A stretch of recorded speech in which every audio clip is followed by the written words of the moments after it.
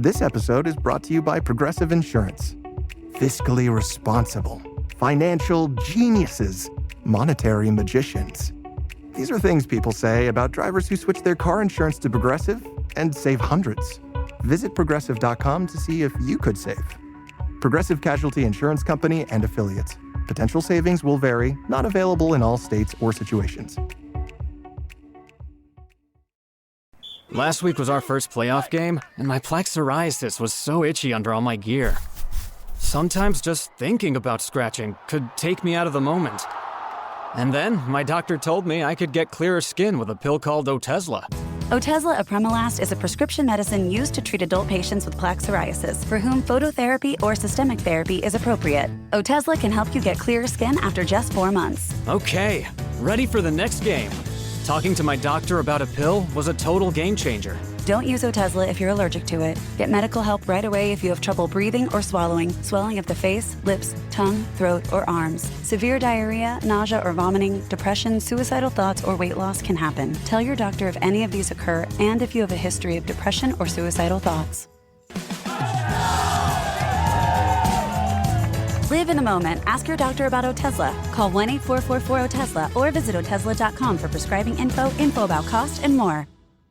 Salut à toutes, salut à tous, bienvenue sur 100% Cyclisme pour suivre cette étape reine du Tour de Romandie, la 4e étape, celle qui va faire les écarts, qui va décider du classement général parce qu'elle est extrêmement difficile. Là, on est vraiment face à une étape de montagne impressionnante, énorme. Elle est assez courte, seulement 128 km, mais par contre, qu'est-ce qu'elle est pentue. Ça commence direct avec l'ascension d'Anzère, 15 km à 7%. Ensuite, on a une courte descente et la petite montée de Lens, 4 km à 6%. Un passage de 30 km de plat de vallée avant l'ascension de Nax, 12 km à 7%, qui s'enchaîne immédiatement avec Suin, 6 km à 5%. Et ensuite, on a encore une trentaine de kilomètres plutôt en descente pour rejoindre la vallée et là, immédiatement remonter la terrible ascension de Thion 2000, 20 km à près de 8% de moyenne. Donc là, ça va être terrible. Terrible évidemment pour tous les sprinteurs qui vont morfler aujourd'hui et terrible aussi pour les favoris qui vont s'attaquer, qui vont s'écharper pour arriver en tête, faire le plus gros écart possible. L'objectif pour des coureurs comme Carlos Rodriguez et Joao Almeida, c'est de lâcher Remco Evenepoel, de lui prendre du temps avant le chrono demain où Remco Evenepoel est un petit peu normalement au-dessus, meilleur et pourrait reprendre des secondes. On va voir ce que peuvent faire Alexander Vlasov, qu'on n'a pas trop vu pour l'instant sur ce tour, tout comme David Gaudu. Ça risque d'être compliqué pour ces deux-là. Par contre, on peut plus compter sur Lenny Martinez, qu'on a vu en forme, sur les Français Aurélien Paré-Peintre, Mathis Rondel aussi, et puis sur les coureurs qui sont pour l'instant en tête du classement, comme Alex Baudin, comme Lorenzo Fortunato, comme Lennart Van Etvelt. Ça va être intéressant de voir la résistance que vont pouvoir faire ces quelques coureurs-là. Est-ce qu'ils vont pouvoir... avec cette ambition générale, résister jusqu'au bout dans cette étape qui s'annonce véritablement terrible et passionnante sur ce Tour de Romandie. Il va y avoir du grabuge aujourd'hui. Chute de Bellocchi juste devant Armstrong qui est parti dans le terrain. Et attaque de Pierre Roland. Voilà ce que nous disons depuis le début de ce Tour de France. Une chute terrible. Christopher Froome à pied. Mais quelle image du Tour. On n'a jamais vu ça. 100% Cyclisme, le podcast du vélo en direct. Ça va Marion? Désolé. C'est parti avec la bataille pour l'échappée qui devrait être intense. On a seulement environ 6-7 km de plat avant le début de l'ascension d'Anzère et ses 15 km à 7%. Il y a beaucoup de points à prendre au classement de la montagne aujourd'hui. Est-ce que Benzio va essayer d'être à l'avant pour sécuriser son maillot? Il devrait, il ferait bien. On a deux premiers coureurs là qui font une attaque dès le début, dès le kilomètre 0. Alors qu'on a un coureur non partant, c'est le coureur de la Cofidis, Nicolas de Beaumarchais. D'autres coureurs qui tentent de sortir, ça va être une bataille. Ça va être une bataille pour l'échapper. Là, on a un groupe de dizaines de coureurs. Rythme immédiatement très élevé pour tenter de s'isoler. Ça va être compliqué aujourd'hui. Les favoris, ils n'ont pas pu vraiment s'exprimer pour l'instant. Donc forcément, une étape reine comme ça, ils vont vouloir la remporter. Ça va être très très très dur aujourd'hui pour les échapper. D'ailleurs là, tout le monde est repris. Peloton groupé. Et au pied de l'ascension d'Anzère, c'est Louis Barré là, qui attaque et qui a réussi à s'isoler un petit peu du peloton. Il a une dizaine de secondes d'avance, le coureur de l'Intermarché Venti, qui a fait le premier, on va dire, véritable écart avec le peloton, mais il est tout seul. Donc là, tout seul, c'est évidemment pas bon. Derrière, on voit déjà des coureurs des équipes roulées, notamment Geraint Thomas pour l'Ineos Grenadier, On travaille pour Carlos Rodriguez aujourd'hui. Carlos Rodriguez, c'est quand même le tenant du titre de ce Tour de Romandie. Donc forcément, c'est un des grands favoris du jour. Louis Barré qui est repris. Et immédiatement, il est repris. Il y a d'autres attaques. Il y a une attaque de Luc Plapp. Il y a une attaque aussi de... Allez, il y a Samoumen qui va. Il y a quelques autres coureurs. Ça se bagarre. Ça se bagarre. Pas d'écart fait pour l'instant. Un coureur de la Tudor aussi qui tente d'y aller. Sans parvenir à faire la moindre différence. Allez, 3 nouveaux coureurs qui sont sortis. On retrouve encore Samoumen. Avec Raoul Garcia Piernam, Henri Van Sevenant. Voilà, 3 coureurs qui ont pris, mais ils ont quoi? Ils ont 5 secondes d'avance. C'est vraiment minime. Vraiment minime. Ça se bat dans cette ascension. C'est déjà des gros pourcentages. Et ils vont être repris, ces 3-là. Toujours pas d'échappée pour l'instant. Allez, on a encore une dizaine de coureurs qui tentent de sortir. Mais pour l'instant, c'est très très compliqué. Et d'ailleurs, à l'arrière du peloton, vu le rythme, il y a déjà des coureurs lâchés. On a même un abandon déjà avec Tom Paco pour l'Intermarché Venti qui abandonne. Il a vu le rythme d'entrée terrible. Il s'est dit, allez, c'est bon. Terminé, bonsoir, je rentre chez moi. Ça va être un enfer aujourd'hui. Il abandonne. Allez, les 10 coureurs qui n'ont pas réussi à sortir. Il y a un contre avec la Julien Bernard de la Lidl Trek qui tente de sortir. Encore une fois, le Français. Il est accompagné par un autre coureur. On ne l'avait pas encore vu attaquer. C'est Ben Zvijov. Cette fois-ci, hier, il avait pris un temps de retard. Il n'avait pas attaqué tout de suite et il n'avait pas pu prendre l'échappée. Aujourd'hui, il a été patient et ça a payé. Il arrive à sortir au bon moment là avec Ben Zvijov et avec Louis Barré aussi qui retourne. Repris tout à l'heure, et il a du jus aujourd'hui, Louis Barré. Et les 3 coureurs là qui ont fait un petit écart dans cette ascension. Il n'est pas grand l'écart, mais il est là. Ils ont un petit peu plus d'1 minute. Ben Zvijov, Julien Bernard et Louis Barré. Et Ben Zvijov qui a passé en tête au sommet d'Anzer et prendre 15 points de plus. Et là, il s'assure quasiment définitivement, je pense. Son maillot de leader, même si Julien Bernard qui passe en 2e position vient prendre lui aussi 10 points. Il est quand même trop loin pour espérer rattraper Ben Zvijov, à mon avis. Louis Barré passe en 3e position. Le peloton est à 1 minute derrière. Désormais, ça va être une descente. Et puis la montée de Lens, 4 km à 6%. On a donc une échappée formée. Je n'irai pas jusqu'à dire définitivement parce que l'écart est encore assez faible. Il y a juste 1 minute. Mais c'est clairement le plus gros écart qu'on a vu depuis le début de la course. L'écart qui n'est que d'1 minute et 20 secondes. Ça grandit pas beaucoup pour les 3 hommes de tête. Ben Zvijov qui passe encore au sommet de Lens. Et cette fois-ci, c'est officiel. Je crois que mathématiquement, c'est fait. Ben Zvijov, si il parvient à terminer bien sûr le Tour de Romandie, s'il n'abandonne pas, remportera le maillot de meilleur grimpeur de ce Tour de Romandie. C'est souvent les coureurs qui attaquent lors de la première journée qui au final finissent meilleur grimpeur. C'est vraiment important d'être devant lors de la première étape. On prend des points et ensuite on a la confiance. Et les autres coureurs qui ont du retard en général vous laissent un petit peu ce maillot. Ça a marché pour Ben Zvijov. Il faut juste qu'il finisse l'étape désormais. Ce qui n'est pas le cas de Samuel Watson pour Ineos Grenadier ou Léo Van Belle pour la Visma Lease Bike qui abandonne. On est à 90 km de l'arrivée environ, alors que désormais, on va avoir une phase plutôt de transition avec 10 km de descente, puis une vingtaine de kilomètres de vallée avant la nouvelle ascension, celle de Nax. Pour l'instant, on a une échappée, mais elle n'a que 1 minute 20 d'avance sur le peloton, avec donc 2 Français, Louis Barré et Julien Bernard, et l'Allemand Ben Zvijov. 60 km de l'arrivée, on est dans cette ascension de Nax, et l'écart qui a augmenté légèrement, 2 minutes désormais d'avance pour les 3 hommes de tête. Parmi les 3 hommes de tête, j'ai déjà fait au cours de ce Tour de Romandie un focus sur Ben Zvijov et un autre sur Julien Bernard. Il se trouve qu'ils sont encore tous les deux à l'avant. Du coup, mon choix va être facile aujourd'hui. On va s'intéresser à Louis Barré, d'autant plus qu'on le voit beaucoup là. Depuis ce début de saison, Louis Barré, le jeune coureur français, enfin jeune, il a 25 ans quand même, c'est pas non plus un débutant. Lui qui a commencé sa carrière du côté de la Team U Nantes Atlantique en division continentale avant de signer pro du côté de la Arkea Samsic en 2022. Il y est resté 3 ans à Arkea avant cette saison de rejoindre l'équipe belge de l'Intermarché Venti et de faire des bons résultats depuis qu'il a rejoint cette équipe belge. Même si à 25 ans, il ne compte toujours aucune victoire dans sa carrière. Mais cette saison, il a déjà fait de magnifiques résultats. 6e de la classique VAR, 10e au classement général du Tour des Alpes-Maritimes, 8e du Trofeo Legge-Gleglia, 3e de Paris-Camembert et puis surtout 6e de l'Amstel Gold Race. On l'avait vu vraiment à son avantage. Hier, il allait prendre la 4e place de cette 3e étape du Tour de Romandie. Donc vraiment plein de beaux top 10 depuis le début de saison pour Louis Barré, qui est désormais à la recherche du petit déclic, de la petite victoire. Ça sera compliqué aujourd'hui avec seulement 2 minutes d'avance et le profil quand même vraiment, vraiment montagneux. Même si c'est un bon grimpeur, Louis Barré, on le voit mal résister quand même au retour de Joao Almeida ou de Remco Evenepoel. Dans sa carrière, il a fait un grand tour. Il a participé au Giro l'an passé. Malheureusement, il n'a pas pu le terminer. Il avait abandonné. Et puis sur les monuments, il compte déjà 3 Liège-Bastogne-Liège à son actif et un Tour de Lombardie. Et cette saison, sur Liège-Bastogne-Liège, il avait terminé 25e, ce qui est pas mal, évidemment. Le petit top 25 pour Louis Barré à l'avant, et qu'on découvre un petit peu cette saison, à la fois sur les classiques et aussi sur les classements généraux. On voit qu'il a son mot à dire, même si au classement, il est assez loin. Il a perdu du temps lors de la deuxième étape. Il est à 8 minutes et 36 secondes d'Alex Baudin. Donc voilà, au classement général, il n'est pas en danger. Benzioff est beaucoup plus loin à 21 minutes. Julien Bernard, par contre, n'a que 2 minutes et 10 secondes de retard. C'est lui le mieux classé parmi ses échappés. Et l'écart qui vient de passer au-dessus justement des 2 minutes 10, 2 minutes 15, il est donc virtuellement le leader de ce Tour de Romandie, Julien Bernard. Mais ça ne devrait pas durer, parce que dans le peloton, c'est une équipe qui a pris les choses en main. Ce n'est pas l'équipe du leader Alex Baudin, mais c'est la Team Emirates de Joao Almeida qui impose un gros rythme, qui durcit la course.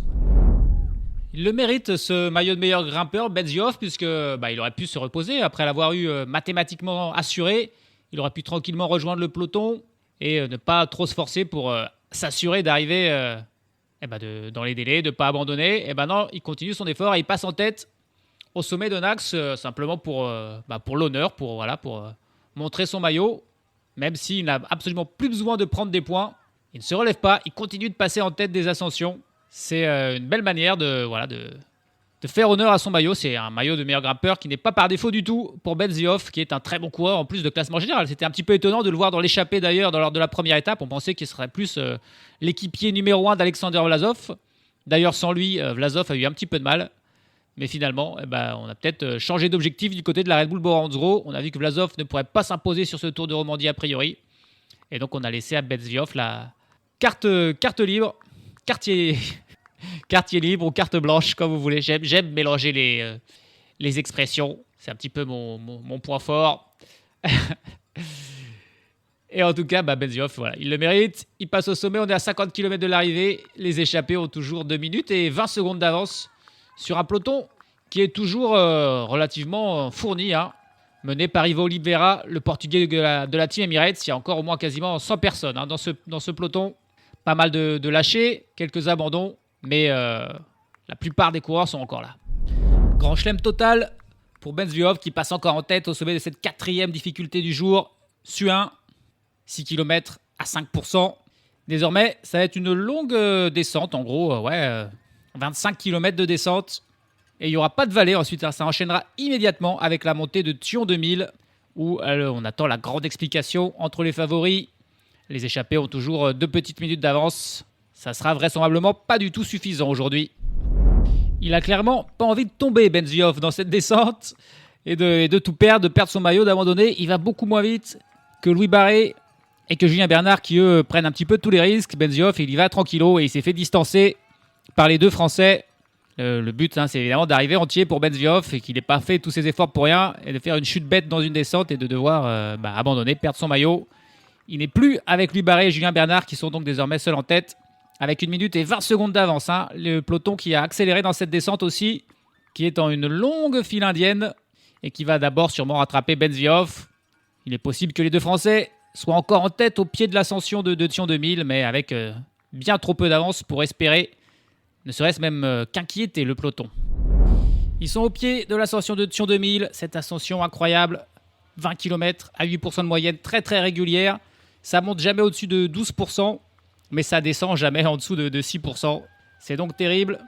Les 2 hommes de tête, Louis Barré et Julien Bernard, n'ont que 30 secondes d'avance sur un peloton que l'on a vu mener par la Bahrain Victorious, l'équipe de Lenny Martinez, qui a énormément travaillé dans cette descente avec la Team Emirates. Donc vraiment, Lenny doit se sentir bien. Derrière, Benzioff a été repris et vient d'être distancé par le peloton. Il va finir tranquillement et il sera sur le podium à la fin de ce Tour de Romandie en tant que meilleur grimpeur. Alors qu'étonnamment, c'est la Lotto qui prend la tête du peloton. L'équipe de Lennart Van Evenvelt, bien placée au classement général puisqu'il faisait partie de l'échappée victorieuse de l'étape remportée par Lorenzo Fortunato. Il a une 40aine de secondes d'avance sur Almeida, Vine et Evenepoel.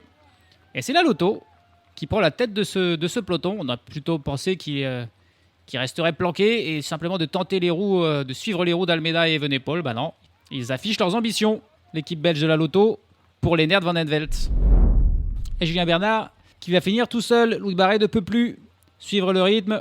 C'est Julien Bernard qui est désormais seul en tête. Ils ont repris du temps. Du coup, Julien Bernard seul désormais a repris du temps sur le peloton. Ils avaient 30 secondes, ils en ont 1 minute désormais. Il a vraiment accéléré. Le peloton toujours mené désormais par la Lotto dans cette ascension. Et Julien Bernard, on l'aura beaucoup vu sur ce Tour de Romandie. D'habitude, équipier, il fait que travailler pour les autres. Et il avait encore une fois la totale liberté là, sur ce Tour de Romandie. Et on aura profité. Ça suffira probablement pas pour aller chercher la moindre victoire d'étape. Mais il se fait plaisir et il reste devant jusqu'au bout. Ça sera toutefois pas lui le combatif du jour, puisque on vient de passer la ligne il y a quelques kilomètres du combatif. Et c'est Louis Barret qui est passé en tête. C'est donc lui qui montera sur le podium ce soir en tant que combatif du jour. C'est pourtant bien Julien Bernard qui sera le dernier résistant au retour du peloton. On est à 17 km de l'arrivée. On est prêt, mais il reste encore, ça va encore être long parce que c'est tout en montée aux alentours de 8% de moyenne. Il n'y aura pas de suspense pour Alex Baudin qui est déjà distancé alors qu'on est à 15 km du sommet et de l'arrivée. Non, Alex Baudin, c'était pas faisable. On s'en doutait, on ne pensait pas qu'il lâcherait si tôt quand même. Il y a encore une quarantaine de coureurs dans le peloton, mais pas Alex Baudin qui va donc perdre son maillot de leader assez logiquement.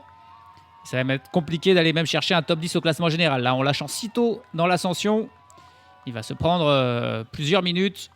Devant, pour Julien Bernard, ça a clairement diminué. Un seul homme qui roule en tête du peloton, c'est Eduardo Sepúlveda, l'Argentin de la Lotto. Derrière lui, il a toute l'équipe de la Bahreïn Victorious avec Lenny Martinez parfaitement placé en 5e position, qui a clairement des ambitions aujourd'hui. Ils vont bientôt reprendre Julien Bernard qui n'a plus que 20 secondes d'avance sur un peloton où il n'y a plus le maillot jaune de leader d'Alex Baudin, qui est le premier membre du top 10 à être distancé. Ça lâche pour David Gaudu, qui décidément n'est pas du tout en forme sur ce Tour de Romandie. Alors ce serait pas très grave s'il n'était pas prévu pour le Giro dans une semaine.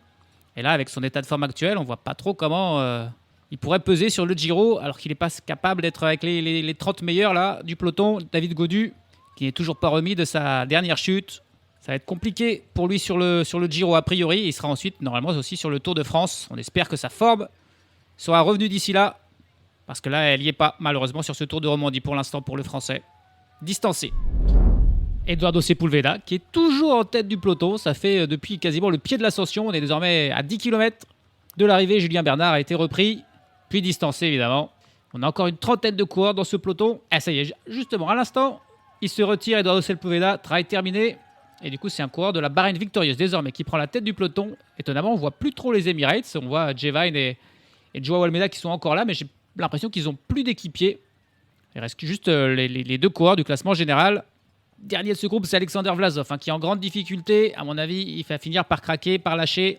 Comme David Gaudu, il n'est pas en grande forme, le Russe. Ah bah ça y est, voilà, il est décidément, il est lâché. Distancé, Alexander Vlasov. On le sentait que c'était pas son tour. C'est un ancien vainqueur quand même. Deuxième l'an passé. Et là, non. Alexander Vlasov, qui n'est pas à son niveau.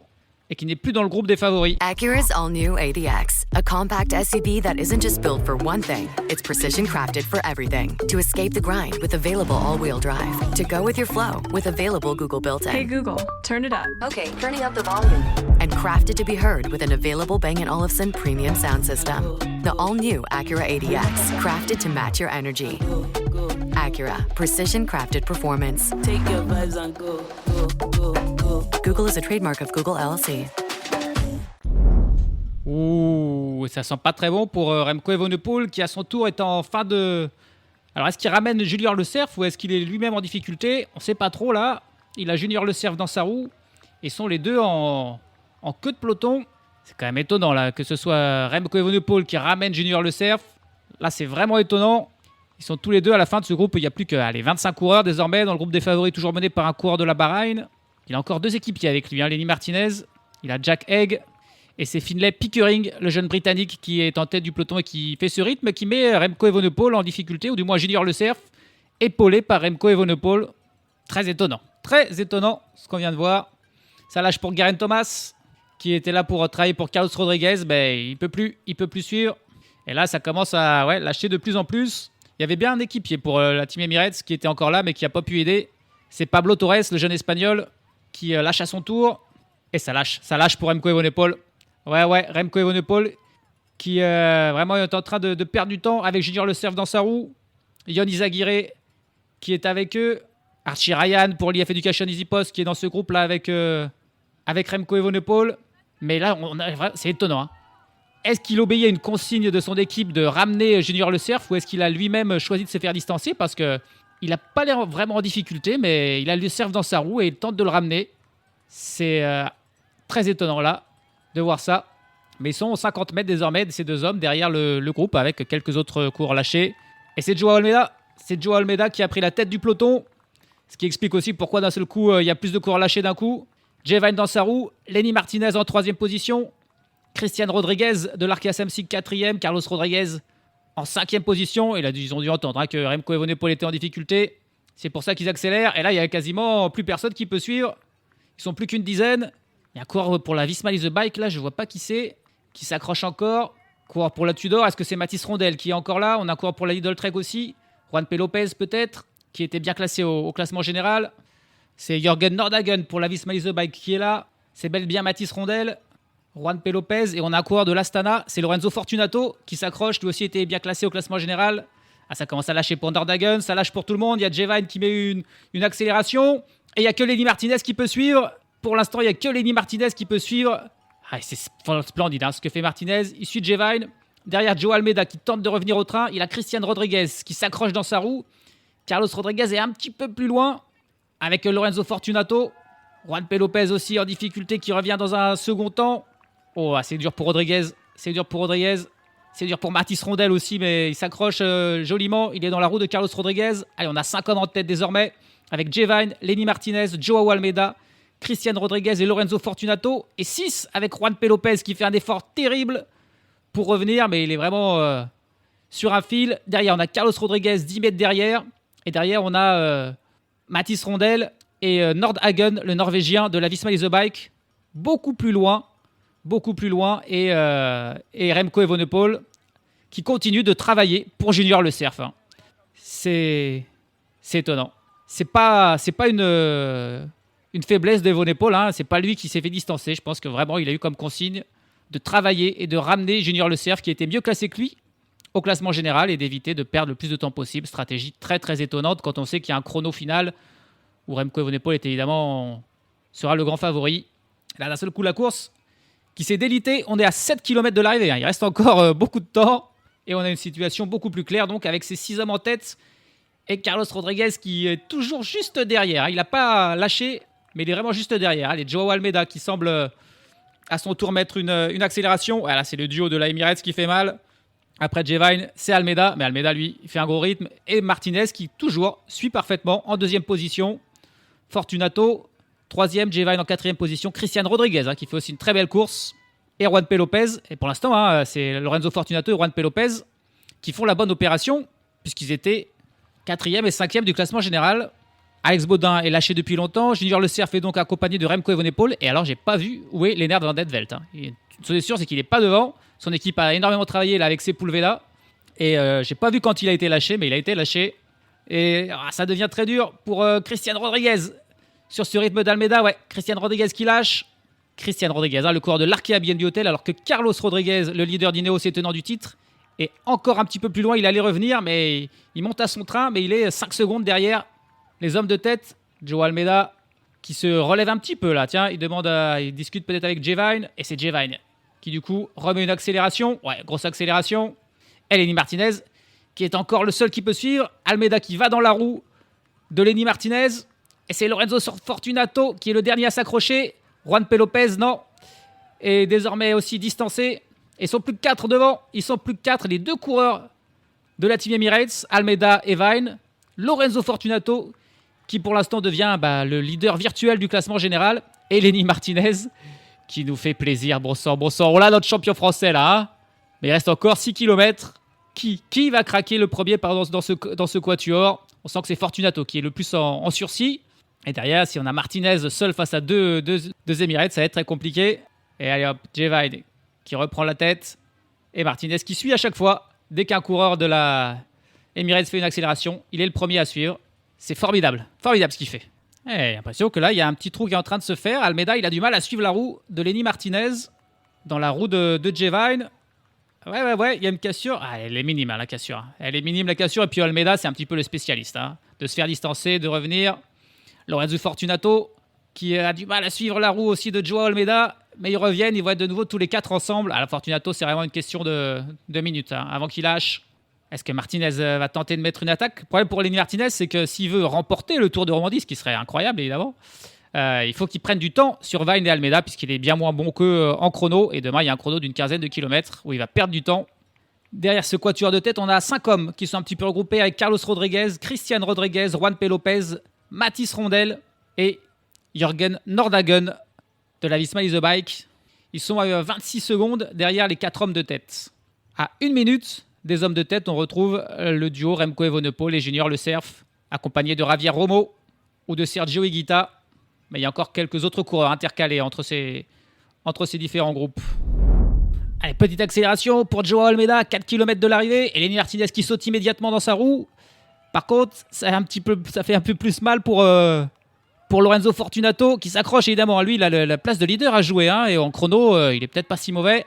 Mais Almeida qui est sorti. Et Jevan qui peut pas suivre non plus. Jevan, on l'a vu, il était en tête depuis un petit moment. Il roulait. Il a dit un mot à Almeida.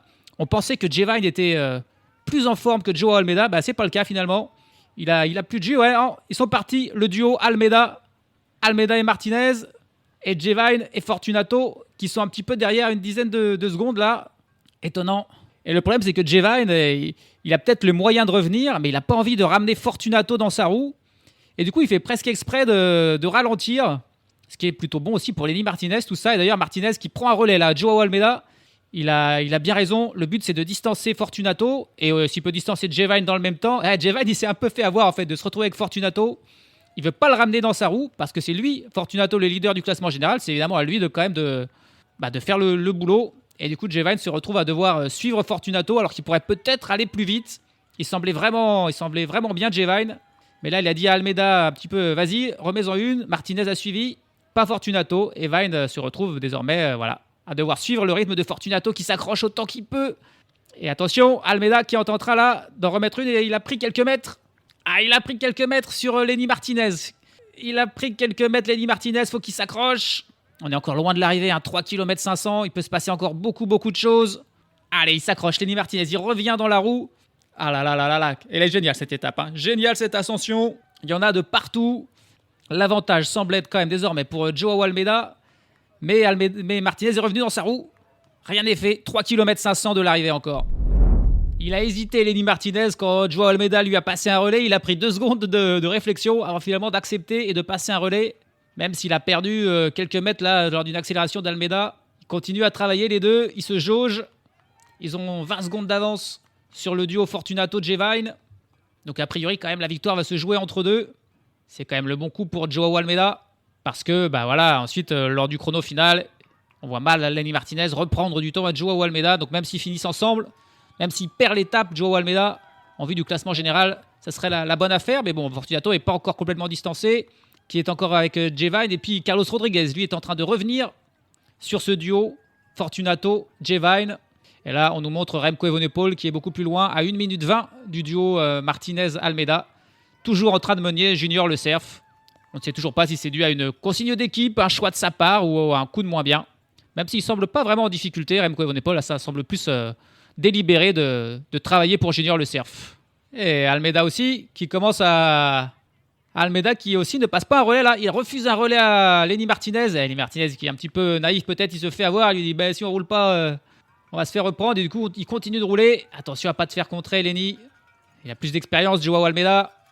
Et il est en train de la faire jouer. Derrière, Rodriguez, Carlos. Et il est bien revenu sur le duo de Jevan, Lorenzo Fortunato. Mais là, il n'y a que Lorenzo Fortunato qui travaille. Il va peut-être trouver avec Carlos Rodriguez un bon allié. Oui, et Carlos Rodriguez qui même les attaque là. Et Jevan qui le suit. Lorenzo Fortunato qui arrive à s'accrocher devant Joao Almeida. A finalement repris un relais. Même un fort relais, c'est presque une accélération. Almeida doit se dresser, Martinez doit se dresser sur ses pédales pour s'accrocher dans la roue, c'est dur. Il perd par mètre, allez, il remet un tout petit coup et il peut reprendre la roue de Joao Almeida. Bon, ça ne reprend plus un relais, Lenny, reprend plus un relais, laisse-le travailler, c'est lui le favori pour le classement général. Suis-le et essaye de gagner l'étape. La flamme rouge, et Lenny Martinez qui repasse un relais.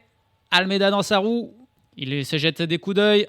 Ça risque quand même de finir en sprint entre les deux, d'autant plus que les 300 derniers mètres sont plutôt plats, sont pas vraiment en montée. Et Almeida, il refuse là de passer le relais à Lenny Martinez. Après, Almeida, il peut jouer. Il discute, hein, Lenny Martinez. Il discute beaucoup. Il lui rentre un peu dans la tête, Almeida, là, à le suivre, à plus passer de relais. Ah, c'est terrible. En plus, Lenny Martinez, on sent qu'il est quand même. Il est limite à bout. Hein. Allez, Almeida, qui a 700 mètres de l'arrivée, reprend la tête dans un virage avec une grosse accélération. Mais Lenny Martinez qui parvient à suivre. Et j'ai l'impression que derrière, il y a le duo Rodriguez-Jevine qui est en train de se rapprocher. On annonce plus que 12 secondes. Carlos Rodriguez qui nous a fait une Almeida, là, en étant lâché assez rapidement, puis en revenant petit à petit.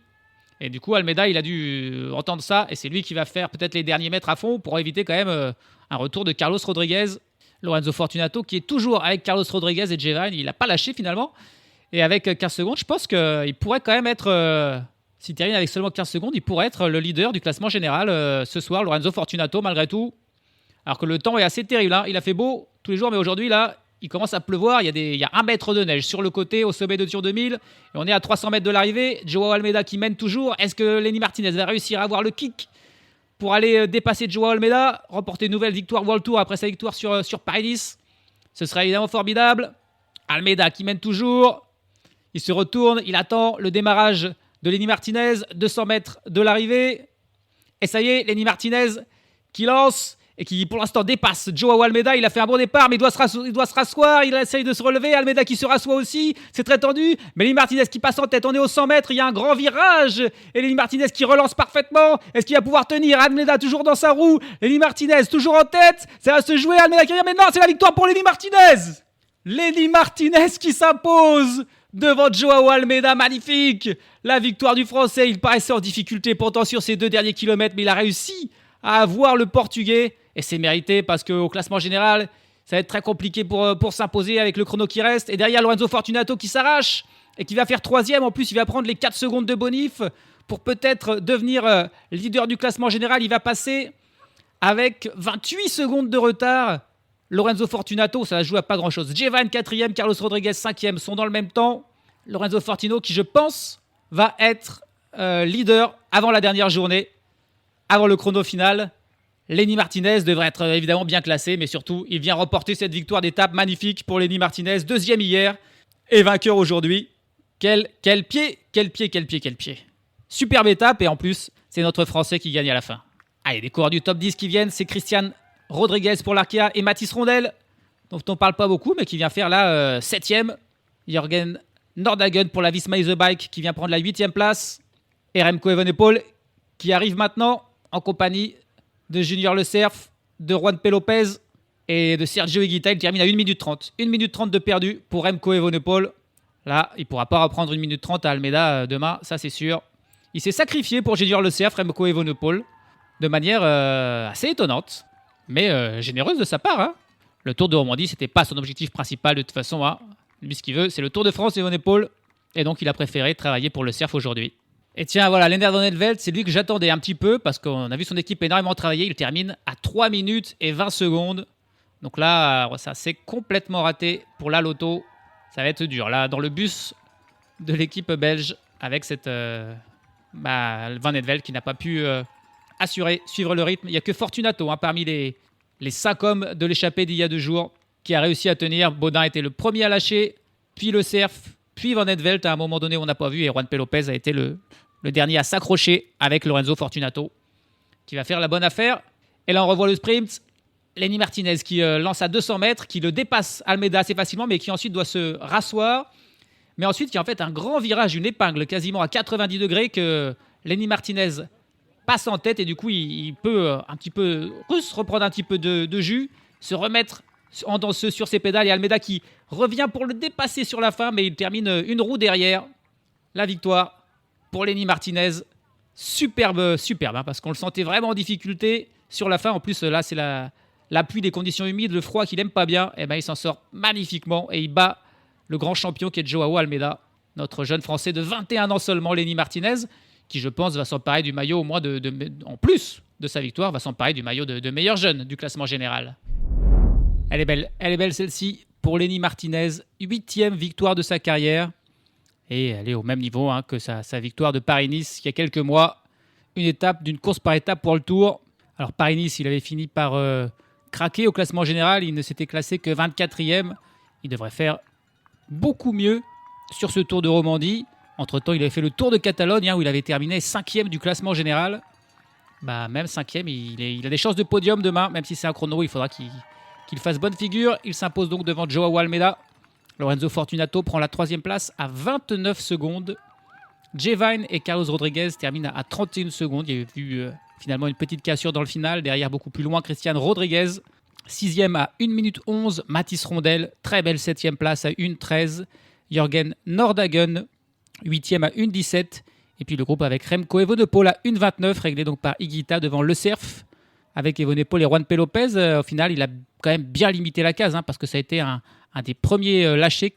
Junior Le Cerf, il y avait beaucoup plus de monde, et avec Remco Evenepoel pour travailler pour lui, ils ont rattrapé pas mal de monde pour finalement aller chercher un top 10 pour Junior Le Cerf. Derrière, les écarts sont grands. Oscar Only, 15e à 2 minutes 28. Van Envelt, 21e à 3 minutes 23.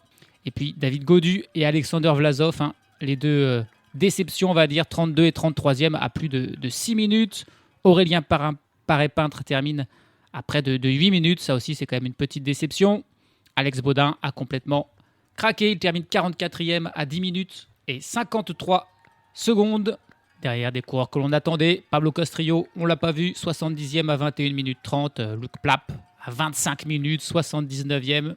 C'est des coureurs hors de forme. Un groupe a terminé à 36 minutes et 34 secondes. Un groupe, on retrouve notamment Benoît Cosnefroy et Sébastien Colze-Changizi qui termine dernier du jour en 109e position. Encore pas mal d'abandons aujourd'hui. Samuel Watson pour l'Ineos Grenadier, Rune Eregots pour la Team Emirates, Oscar Risbeck pour l'Alpecin de Koenig, Loé Van Bell pour la Visma Lease Bike, Wele Beret et Campbell Stewart pour la Jayco Alula, Oub Hartz et Tom Paco pour l'Intermarché Venti. Au classement général, j'avais dit que c'était serré, c'est plus que serré, mais le leader, c'est Lenny Martinez. Et oui, il est leader avec 2 secondes d'avance sur Lorenzo Fortunato et 3 sur Joao Almeida. Alors malgré tout, avec le chrono de demain, c'est Joao Almeida le grand favori, mais quand même, Lenny Martinez leader avant la dernière journée. Ça va être passionnant demain. Derrière, les autres coureurs sont un petit peu plus loin. Jevine, 4e à 32 secondes. Junior Le Cerf et Carlos Rodriguez sont 5 et 6e à 54 secondes. Juan Pedro Lopez, 7e à 1,06. Mathis Rondel est là en 8e position à 1,37. Devant Remco Evenepoel, 9e à 1,41. Et Christian Rodriguez, 10e à 1,46. Donc voilà, Lenny Martinez a 3 secondes d'avance sur Almeida et 2 sur Fortunato. Ça va être très compliqué, évidemment, mais c'est quand même une énorme performance. Au classement par points, là c'est Jevine qui reste leader devant Lorenzo Fortunato et Lenny Martinez. Classement de la montagne définitif pour Ben Zioff avec 87 points. Il devance Julien Bernard qui n'en a que 35 et Stéphane Kung avec 25 points. Et puis Lenny Martinez est évidemment leader du classement du meilleur jeune. Il a 54 secondes devant le duo Junior Le Cerf et Carlos Rodriguez. Ça, c'est un maillot qu'il devrait garder. Il aura peut-être du mal à garder celui de maillot de leader, mais celui de meilleur jeune est dans ses cordes. Demain, en effet, c'est un chrono. C'est pas la spécialité de Lenny Martinez. Il fait 17 km le chrono. Et en plus, une petite ascension à mi-parcours, environ 2 km à 5%.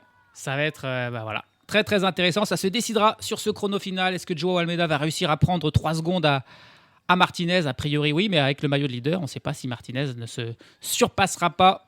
Et entre deux, il y a bien sûr Lorenzo Fortunato, qu'on n'oublie pas, qui aura lui aussi son mot à dire dans ce final. Et cette dernière étape du Tour de Romandie demain, tout va se jouer sur ce chrono à Genève.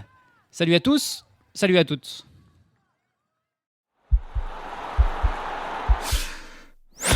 This podcast is part of the Sports Social Podcast Network.